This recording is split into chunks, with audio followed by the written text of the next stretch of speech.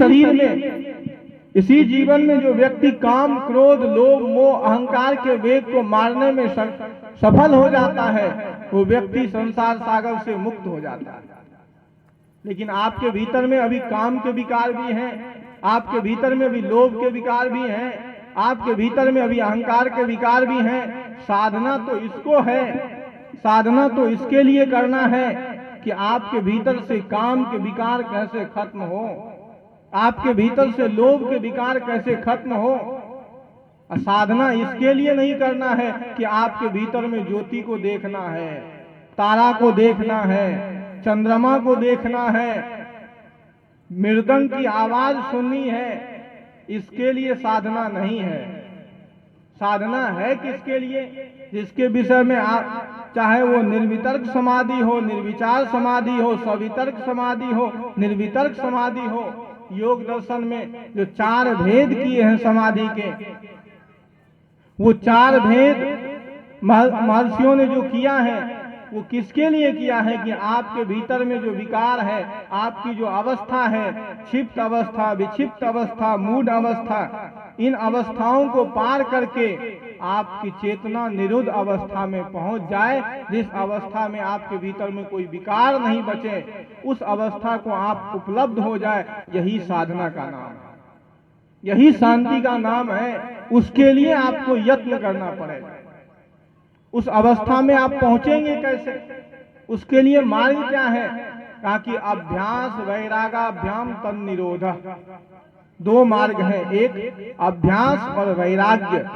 एक तो संसार के विषयों से आपको वैराग्य होना चाहिए। आज वाला वैराग नहीं कि घर में हुआ खटपट तो चलो मठ पर बर्तन साफ करना पड़ा तो घर ही बढ़िया है?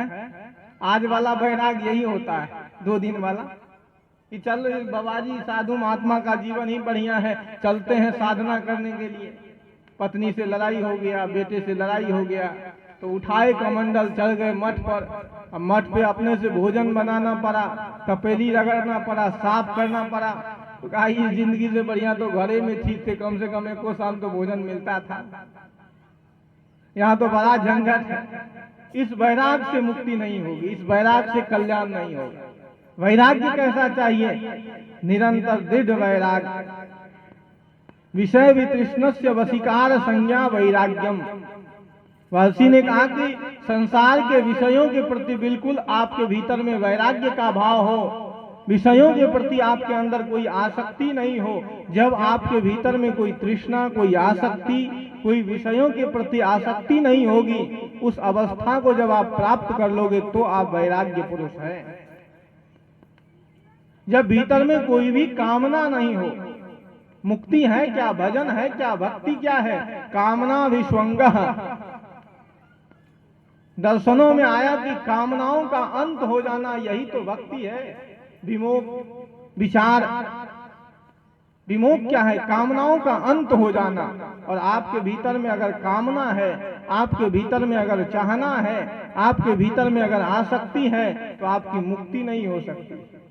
कितना चाहे आप कहीं कोठी के दोग में बैठ करके कपड़ा ओढ़ करके ध्यान करिए, उससे आपकी मुक्ति होने वाली नहीं है, कल्याण होने वाला नहीं है। कल्याण के लिए निरंतर अभ्यास और वैराग्य, निरंतर यत्न करना पड़ेगा। साधना के लिए निरंतर यत्न करना पड़ेगा। और इस संदेह में भी मत रहिएगा, इस संदेह में भी आज आपको साफ स्पष्ट कर दूं कि इस संदेह भी मत रहिएगा कि इसके भीतर में, अंदर में कोई दूसरा प्रभु आपको दर्शन देने के लिए आएगा। वो कैसा होगा? हाथ में गदा लिए, चतुर्भुजधारी। किसी का भगवान 4 भुजा वाला है, किसी का भगवान 8 भुजा वाला है, किसी का भगवान 10 गर्दन वाला है। वो 10 गर्दन वाला, 10 भुजा वाला कोई प्राणी आपके भीतर में आकर के आपको दर्शन देगा, इस संदेह में भी मत रहिएगा। कबीर विचार मंत्र इस संदेह में आदमी को पलने के लिए नहीं देता है। कबीर विचार मन ये संदेह आपको नहीं देगा, समाधान देगा कि तुम ही भगवान हो, तुम ही ईश्वर हो, तुम ही खुदा हो, तुम ही गॉड हो। बस करना क्या है? आपके भीतर में जो विकार है, उस विकार को मिटा देना। उस विकार को खत्म कर देना है। जिस दिन वो विकार खत्म हो जाएगा उस दिन आप मुक्त हो जाएंगे। भगवान कृष्ण ने गीता में कहा कि ज्योतिषाम अपि तत् ज्योति, ये ज्योतियों का भी ज्योति जो आपके तमसः प्रमुच्यते, ये ज्योतियों का ज्योति जो चेतन तत्व आपके भीतर में है, जिसकी सत्ता में रहने के कारण आप बोल रहे हो, चल रहे हो, खा रहे हो, संसार के साथ आपकी प्रवृत्ति है, उसके नहीं रहने के कारण आप कुछ कर नहीं सकते। उसी चेतन तत्व का अनुभव करना है, अपने स्वरूप को पहचानना है, जानना है।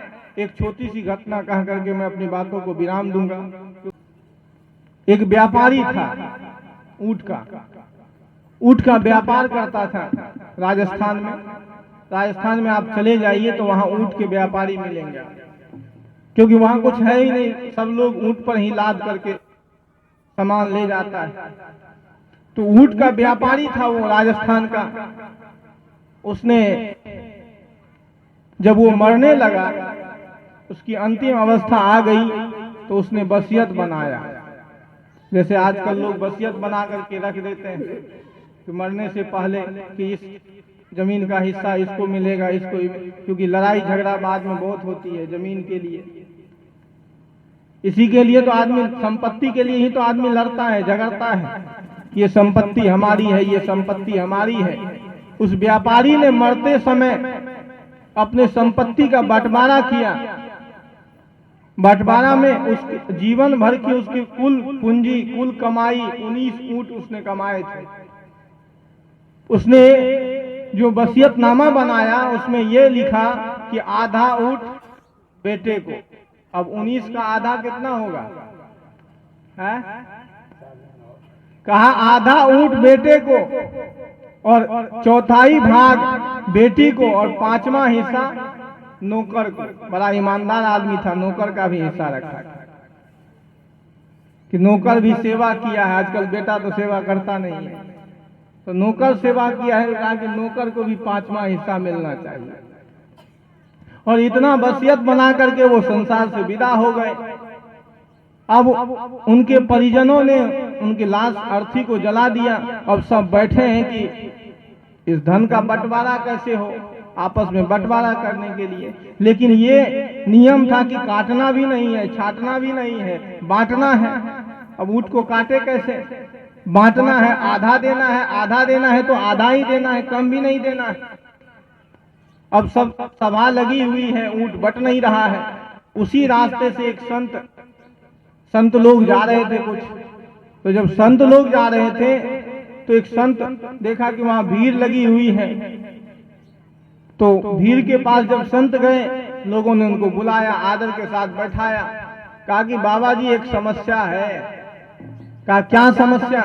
कहा समस्या ये है कि 19 ऊंट है, इसमें से आधा ऊंट देना है बेटे को, चौथाई भाग बेटी को और 5वां हिस्सा नौकर को, लेकिन बांटे कैसे? कहा एक काम करो, बांटना है ना, कहा कि मेरा ऊंट मिला दो। अब कितने हो गए बोलिए? अरे कितने हो गए? 19 था, एक मिला दिया, अब कितने हो गए? 20 हुआ, 20 ऊंट हो गए। अब कहा कि आधा ऊंट दे दो बेटे को, 20 का आधा 10 ऊंट दे दिया बेटे को। कहा अब एक काम करो, चौथाई भाग दे दो बेटी को, 20 का 4 भाग करिए, 5 ऊंट दे दिया बेटी को। कहा 5वां भाग दे दो नौकर को, 20 का 5वां कितना हुआ? 4 दे दिया नौकर को। अब जोड़िए कितना ऊंट हुआ? 10 बेटे को, 5 बेटी को, 4 नौकर को, कितना हुआ? 19 हुआ। एक बचा कि नहीं बचा? जिसके नहीं रहने के कारण वो 19 बटे नहीं, एक के आ जाने पर वो 19 बट भी गया और एक बच भी गया। जो बच गया वही आपका अपना स्वरूप। ये 19 क्या है? 5 कर्म इंद्रिय है, 5 ज्ञान इंद्रिय है, 5 विषय है, 4 अंतःकरण है और 20वां आप चेतन सत्ता स्वयं है। जिसके नहीं रहने के कारण झगड़ा निपटेगा नहीं, और जिसके सत्ता में रहने के कारण वो झगड़ा सब निपट भी जाएगा। और आप बच भी जाएंगे, वही तो आपका चेतन सत्ता आत्मा है। कहां पड़े हैं, कहां आप लोग इस संसार में झगड़ा में फंसे हुए हैं। कोई कहता है कि यहां मुक्ति मिलेगी, कोई कहता है यहां मुक्ति मिलेगी, कोई कहता है भजन करोगे तो प्रभु से एकता हो जाएगी। किससे भाई, किसकी एकता? अलग कब हुआ था जो उसकी एकता होगी? और जिससे जिसकी एकता होगी वो फिर मिला है तो फिर बिछुड़ जाएगा। संसार का नियम है, जो जुड़ेगा वो फिर खंड भी हो सकता है। अगर खंड हो जाएगा तो फिर मुक्ति कल्याण की बात कहां रहे? तब मिलना किस लिए? अगर एकता होगी, अलग अलग दो पदार्थ है उसको आप मिलाओगे, आपस में जोड़ोगे तो एक होगा, तो फिर वो बिछड़ भी तो सकता है। फिर मुक्ति कल्याण की बात कहां से हो रही है? तो एक चेतन तत्व, अलग अलग प्रत्येक शरीर में अलग अलग चेतन तत्व है। ये सिद्धांत सदगुरु कबीर साहब का सार्वभौम है। और ये सिद्धांत आज का नहीं है, अनादि है, अनादि है। सांख्य दर्शन के आचार्य महर्षि कपिल ने भी माना है कि प्रत्येक शरीर में अलग अलग आत्मा है। जन्म की प्रवृत्ति से अलग अलग स्वभाव, अलग अलग क्रिया कर्म कलाप से ये पता चलता है कि प्रत्येक शरीर में अलग अलग आत्मा है। ये व्यवहार प्रमाण है, इस प्रमाण को कोई झुठला नहीं सकता। तो एक आत्म तत्व है। उस आत्म तत्व को जानने के लिए, उस आत्म तत्व को समझने के लिए हमको यत्न करना है, प्रयत्न करना है मानव जीवन में। तो मैंने अपनी बात प्रारंभ की थी कि इस मानव जीवन का परम प्रयोजन क्या है? इस मानव जीवन का परम प्रयोजन मोक्ष है, कल्याण है। वो कल्याण घटित होगा मानव जीवन में ही, वो कल्याण, वो मोक्ष घटित होगा मानव जीवन में ही। संसार के वैभव को इकट्ठा करके कोई भी व्यक्ति आत्म कल्याण नहीं कर सकता। बाहर की यात्रा करके कोई भी व्यक्ति अपने जीवन में शांति को उपलब्ध नहीं हो सकता है। अगर शांति को उपलब्ध होना चाहते हैं, अगर आप मोक्ष को उपलब्ध होना चाहते हैं, अगर आप कल्याण को उपलब्ध होना चाहते हैं, तो उसके लिए आपको अंदर की यात्रा करनी पड़ेगी। उसके लिए आपको अपने और लौटना पड़ेगा। सदगुरु कबीरदेव ने कहा कि बंदे कर ले आप निवेरा, आप जियत लखो जियत ठौर करो, मुए कहाँ घर तेरा, यह अवसर नहीं चेतो प्राणी अंत कठिन काल का घेरा। ऐ बंदे, अपने आप का निवेरा कर लो, अपने आप को जान लो। बहुरी न पहियो ऐसो थाना, साधु संगति तुम नहीं पहचाना। ये थाना है, इस जीवन को फिर तुम प्राप्त नहीं कर पाओगे। ये मानव जीवन, इस जीवन में अगर आपने अपना कल्याण नहीं किया, आपने अपना उद्धार नहीं किया, विषयों के प्रति लगे रहे, संसार के प्रति लगे रहे, भोग के प्रति लगे रहे, तो आज तक कोई भी व्यक्ति भोग से तृप्त नहीं हो पाया। आज तक कोई भी व्यक्ति धन से तृप्त नहीं हो पाया है। आज तक कोई भी व्यक्ति संसार से तृप्त नहीं हो पाया।